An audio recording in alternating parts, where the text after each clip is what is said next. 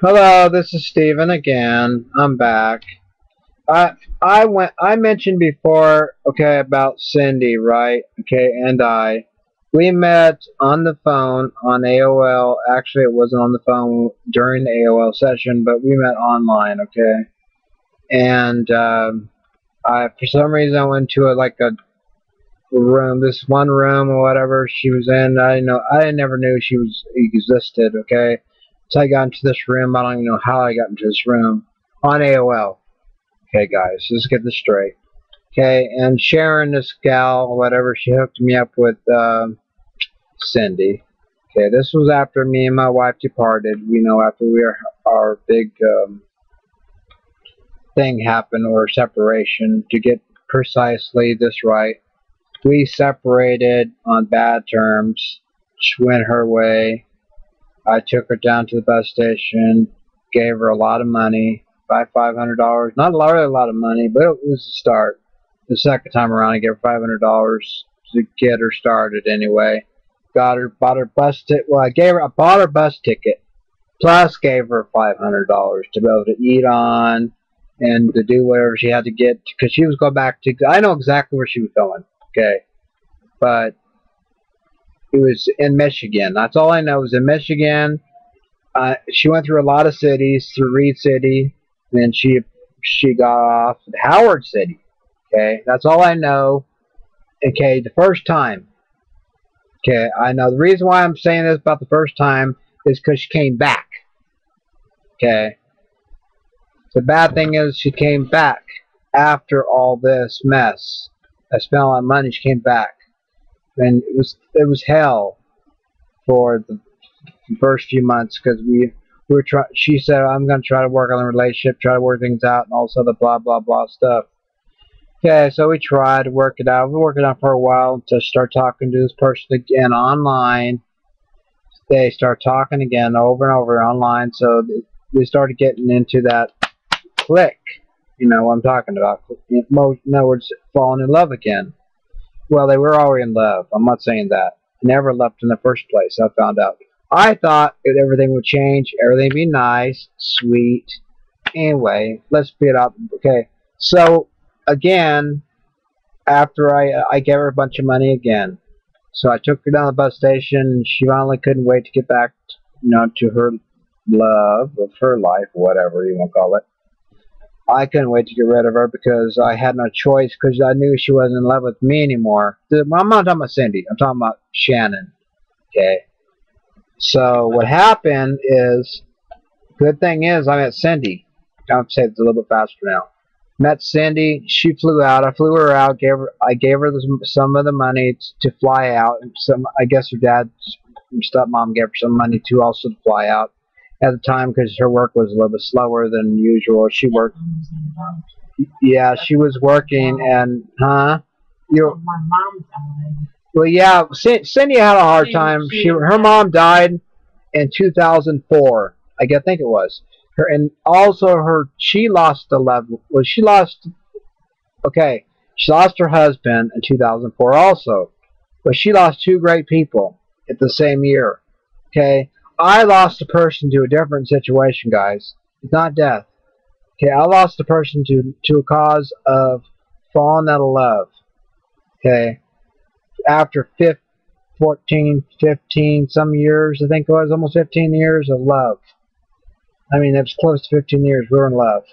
And she wanted to get married right away. I mean, not Cindy, but Shannon says, "Let's get married right now."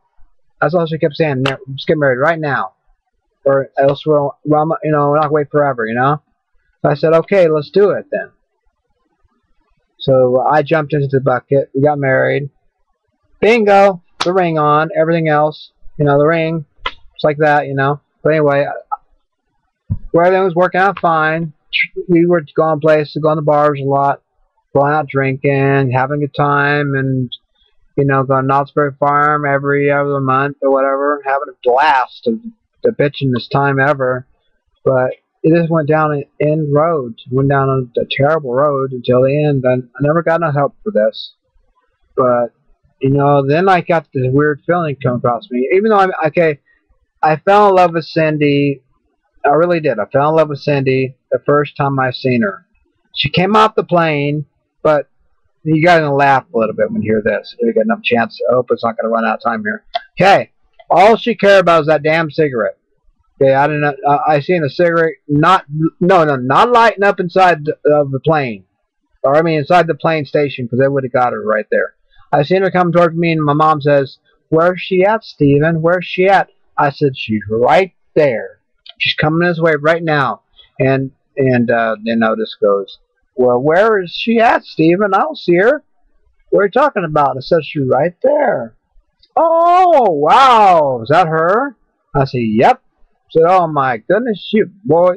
He said, "You better treat her not good, boy." You know what? I said, I know exactly what you're saying, Otis and everything.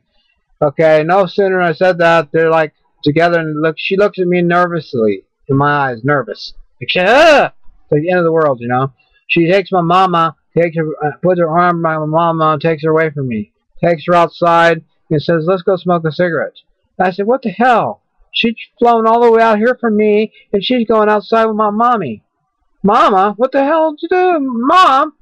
You're smoking a cigarette with my girlfriend." I mean, I didn't care that. I mean, really, I didn't care. I mean, I thought it was hilarious. Coming that 3,000 miles to smoke a cigarette with my mom was really actually a gift. I mean, the gift of life. That moment in time, but it's very special. I'll never forget that, and I never will. But after that, everything was perfect. She didn't want to leave. We got along just fine. We along too really good. She didn't want to leave my side, not even for a second. She was so close to me. I mean, it felt like when me and Shannon clicked. I mean, it felt yeah, Shannon was like me on fly on shit. Okay, she was, in other words, she was so close to me, she didn't want to let me out of her sight. That's how Shannon was. She didn't want to let me out of her sight either. I mean, she was so much. She wanted my baby. She wanted to trap me. She didn't want me to leave. She didn't even want me to go to the store without her. Nothing. She didn't want to go anywhere without her. Not even to work when I was doing roofing and stuff. Not nowhere without her. No fucking way. No. Now with Cindy, it's a little bit different. You know, we got drunk. We got high, sorta. I guess you can call it high. No, it really wasn't no weed around at that time. I wasn't smoking joints or anything when she was here. I was being good. You know, I was being on my best behavior. Okay, she brought out her Percocets because she was on Percocet. Okay, and then she brought out quite a few. But anyway, and I had some Xanax of my own. Okay, I even let her fly back. I accidentally left my bottle in her suitcase. And I was like, "Oh my God, she's gonna get arrested! Oh my God, good Lord, what am I gonna do now?" And she left her Xanax at my house. I said, "Oh my God, this is the weak stuff. This is 0.25."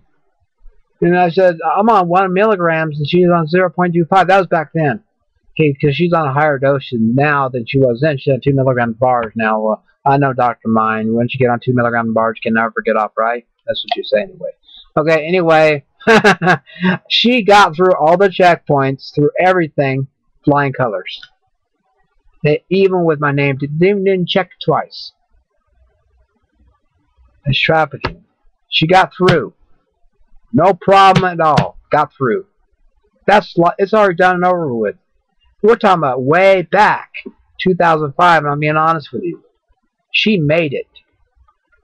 There, and I mean, guys, an honest mistake. It was my fault. I left the damn thing in the bag.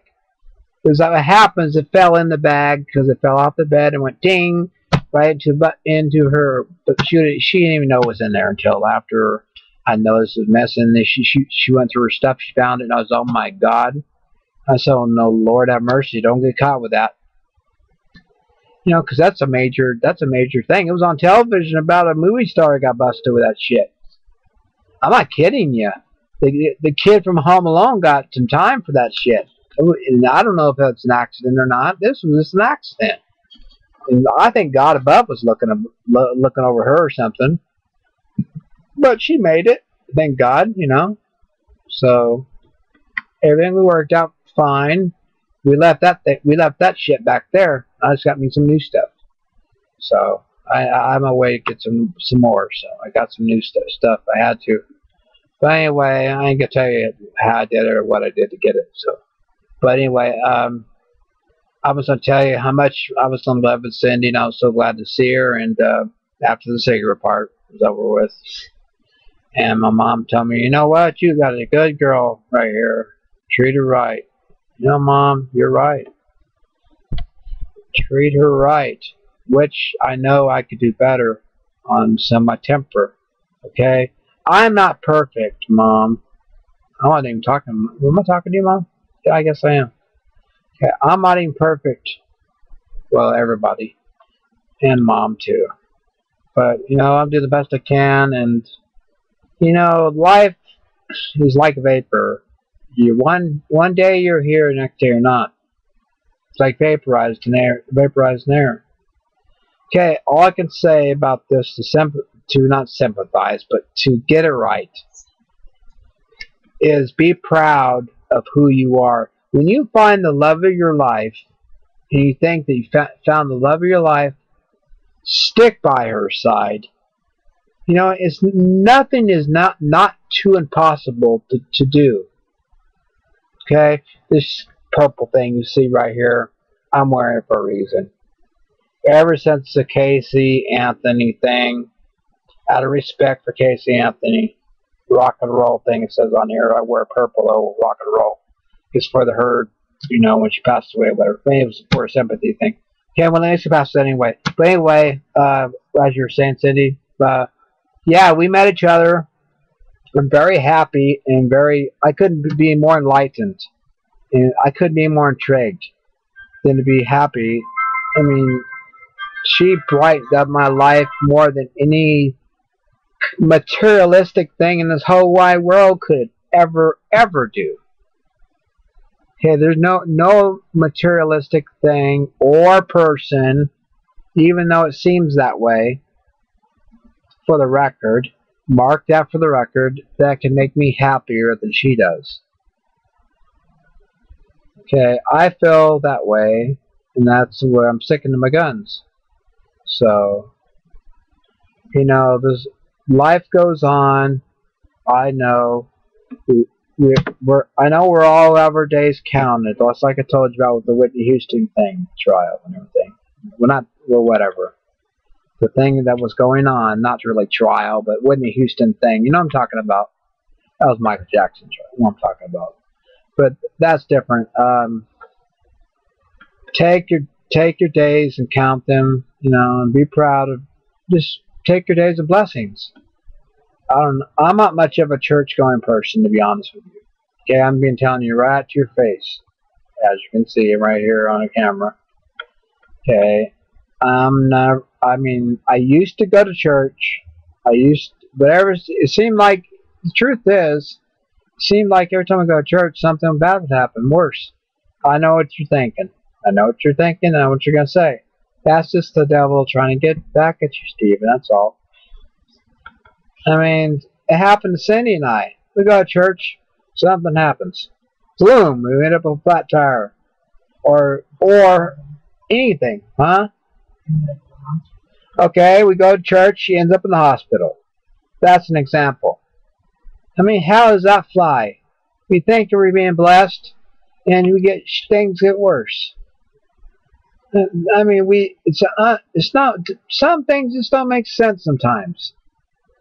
Life itself don't make sense. If I had the answer, trust me, I'd love to have sometimes I'd love to have the answer to that. I guess the only thing I can say about that is there's a reason for everything, I guess. Maybe it's a test. Maybe it's to see if I care about the situation at the time of her being in the hospital. Maybe that's a test. Who knows? It probably is. Maybe it's to show true love. You know, and there will be a time, like me, you know, when I'm in the hospital. I mean, for Christ's sakes, I might get sick from my bad damn teeth. You know, of course I'm going to get sick. That's natural. I mean, now I know that for a fact. I already know it. I had my thyroidectomy. Okay, that's nothing. That's out. Done. Over. Done. I take vitamin D every single day. I have for the rest of my life, or else I can't think straight. And Cindy was very supportive then. She was there for me. No one else was, I know of. My mom was here at home going through chemotherapy and everything.